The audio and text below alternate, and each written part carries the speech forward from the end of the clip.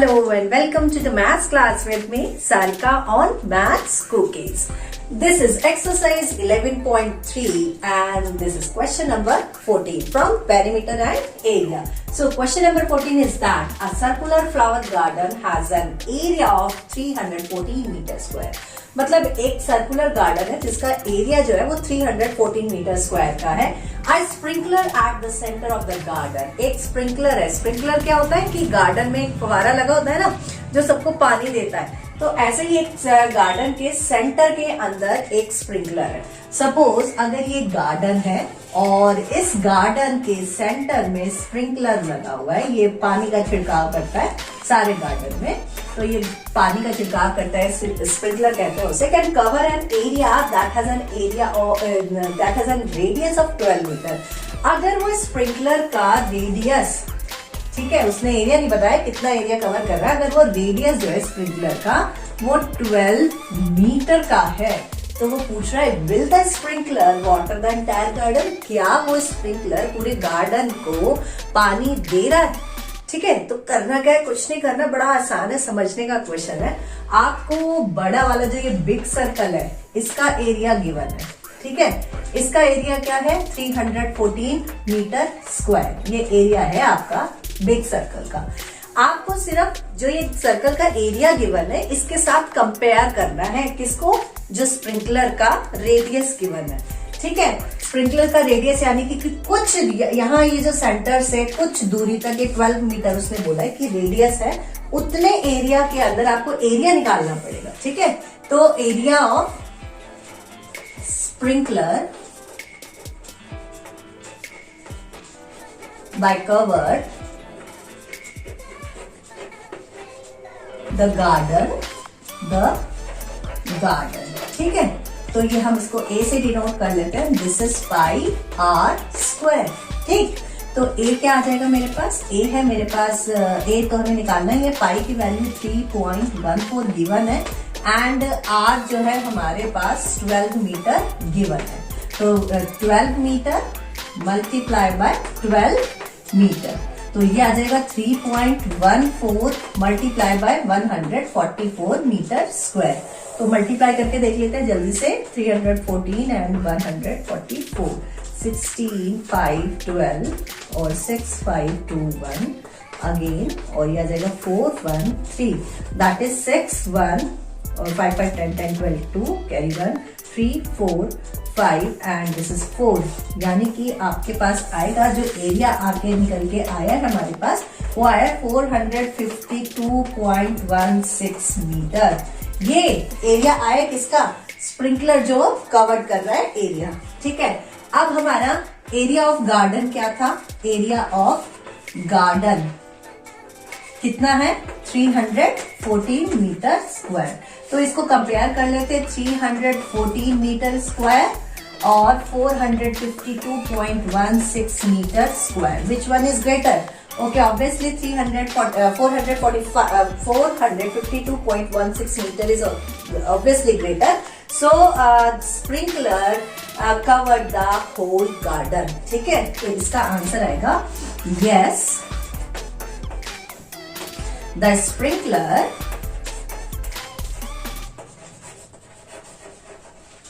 watered the entire garden या whole garden. Entire garden. ठीक है, इट इज वेरी सिंपल. जो आपका बड़ा वाला एरिया है वो सिर्फ आपको कंपेयर करने के लिए दिया और आपको सिर्फ एक एरिया और निकालना है.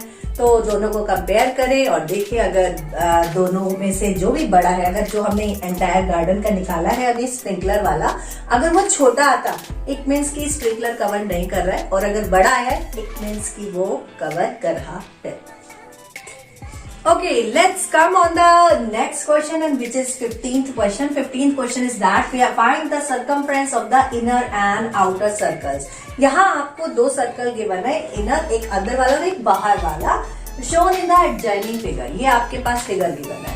ठीक है, आपको वो दोनों सर्कल्स का सर्कमफ्रेंस निकालने के लिए कह रहा है. ठीक है, यहाँ आपको यहाँ देखो ये है इनर सर्कल और this is the outer circle. तो ये सेंटर हो गया दोनों का. सेंटर से बाहर तक जो रेडियस जा रहा है वो है हमारा आउटर सर्कल का. तो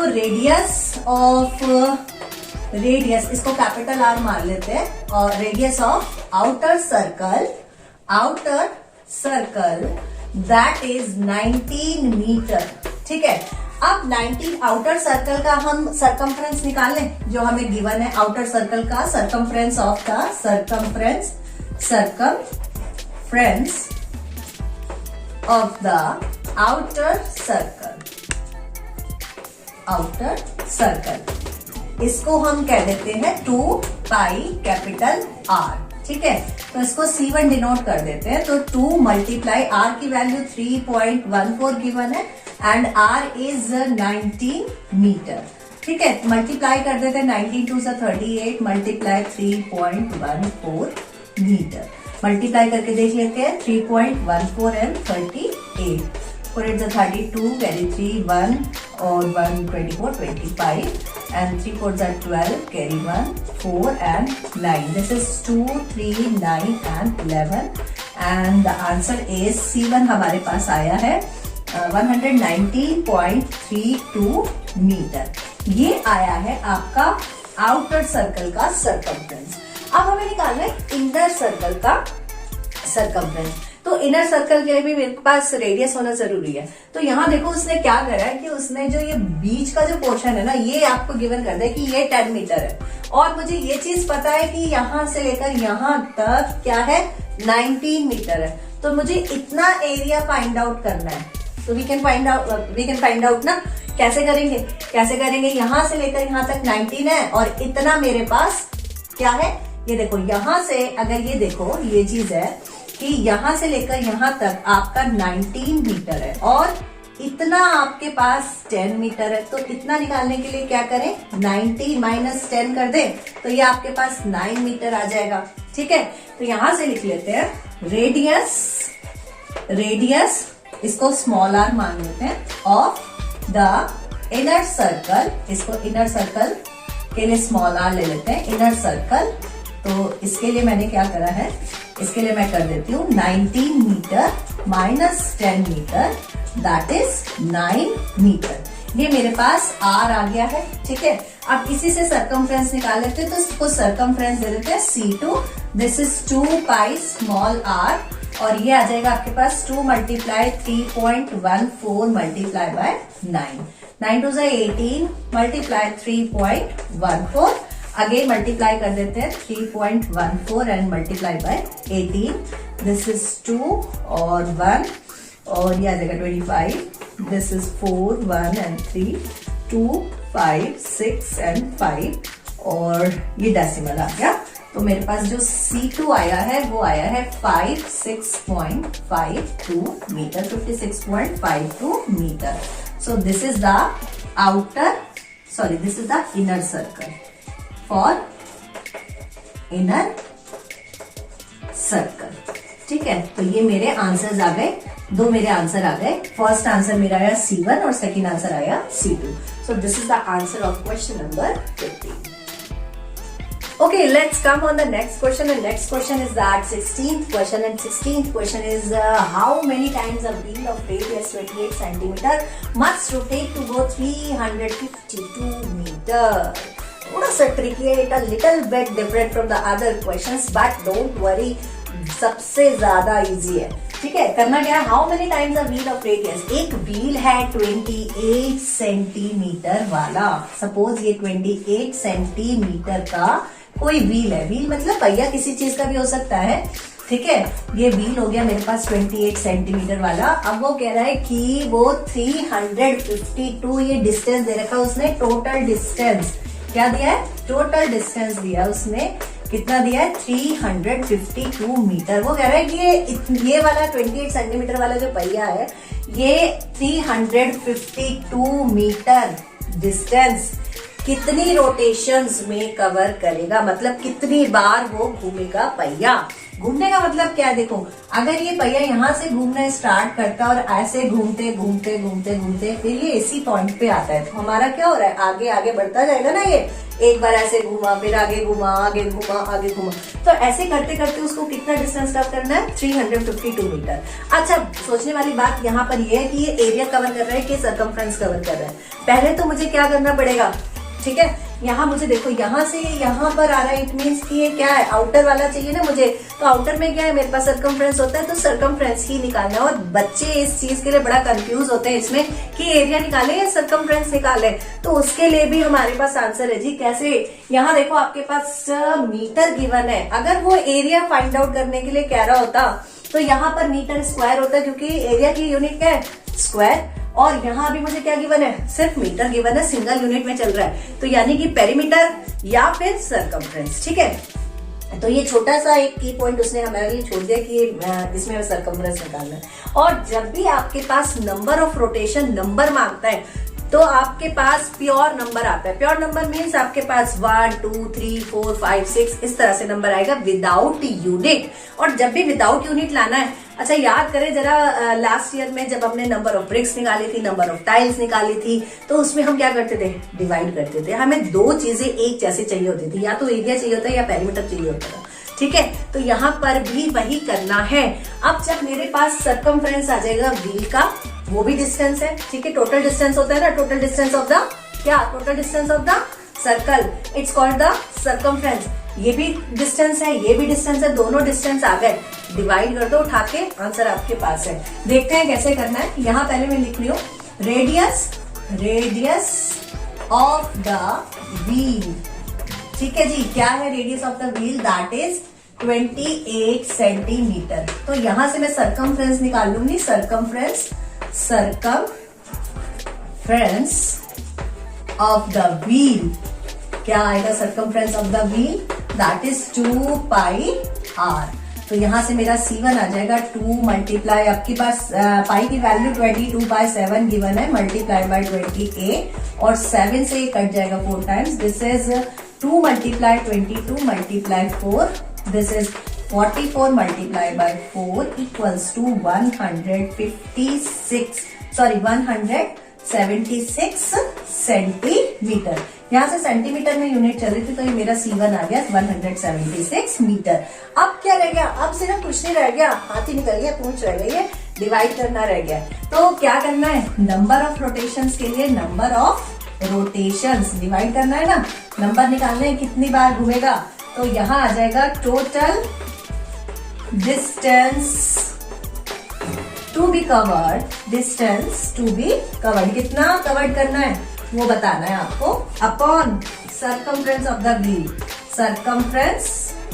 सर्कमफ्रेंस ऑफ द व्हील। ठीक है, ये आपको करना है, और ये आ जाएगा आपके पास कितना डिस्टेंस है, 352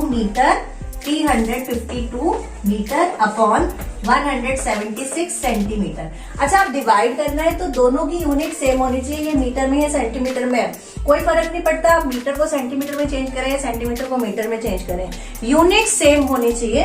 तो मैं मीटर को सेंटीमीटर में चेंज कर रही हूँ, so 1 metre equal to 100 centimetre, so 352 metre, that is 352 multiplied by 100 equal to 35200 centimetre.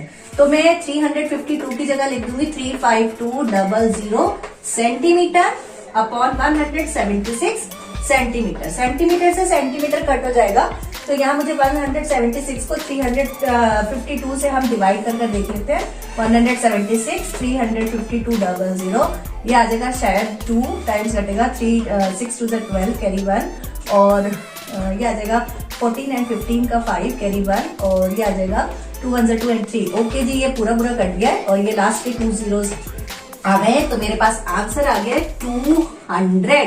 तो मेरे पास नंबर ऑफ रोटेशन कितनी आई है, number of rotation that is 200, ये मेरा आंसर निकल के आया। दिस इज वेरी सिंपल, सिर्फ कुछ नहीं करना था, बहुत इजी है।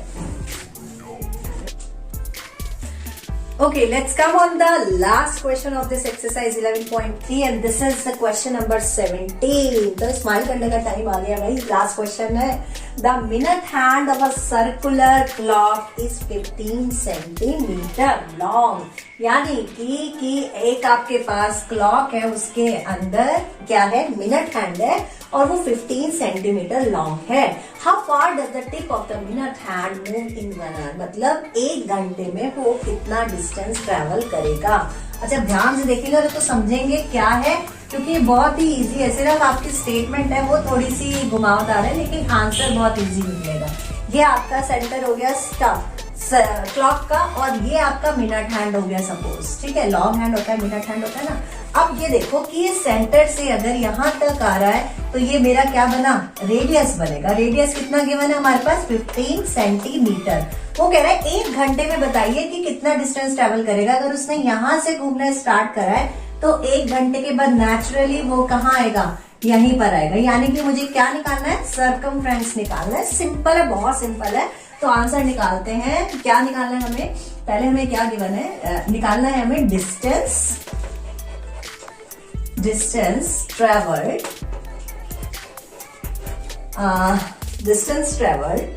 By the tip of the minute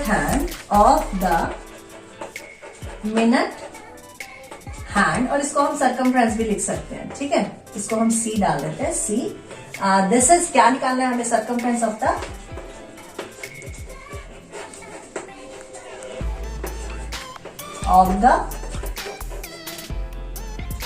clock, ठीक है।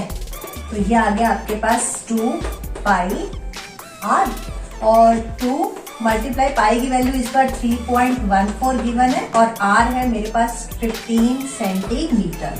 तो इसको मल्टीप्लाई कर देते, 15 2 30 मल्टीप्लाई 3.14 सेंटीमीटर मल्टीप्लाई कर देते हैं। 3 4 12 कैरी 1, 3 1 3 and 4, 3 3 9 और ये आ जाएगा मेरे पास 2 डॉट है, इसके बाद डेसिमल के बाद 2 डिजिट्स है। तो मेरे पास जो आगे डिस्टेंस आ गया, कितना डिस्टेंस कवर करा मिनट हैंड ने, ये आया 94.20 सेंटीमीटर। तो ये आपका आंसर बन जाएगा और यही हमें फाइंड आउट करना था।